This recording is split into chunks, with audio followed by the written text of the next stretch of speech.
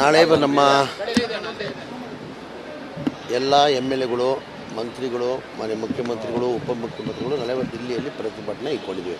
ಕಾರಣ ಅಂದರೆ ಕೇಂದ್ರ ಸರ್ಕಾರದಿಂದ 1,80,00,000 ರೂಪಾಯಿ ನಮ್ಗೆ ಅನುದಾನ ಬರಬೇಕಾಗಿದೆ, ಕೊಟ್ಟಿಲ್ಲ ಅಂತ ಹೇಳ್ಬಿಟ್ಟು ಆ ಹಿನ್ನೆಲೆಯಲ್ಲಿ ನಾಳೆ ಪ್ರತಿಭಟನೆಯನ್ನು ಹಮ್ಮಿಕೊಂಡಿದ್ದೀವಿ.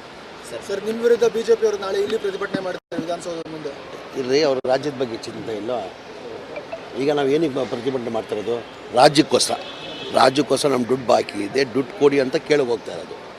ಅದಕ್ಕೆ ಅವರು ಸಾಥ್ ಕೊಡ್ಬೇಕು ತಾನೆ. ಅವ್ರ ರಾಜ್ಯದ ಬಗ್ಗೆ ಏನಾರ ಚಿಂತನೆ ಇದ್ದಿದ್ದರೆ ಅವರು ನಮ್ಮ ಜೊತೆ ಕೈ ಜೋಡಿಸೋರು.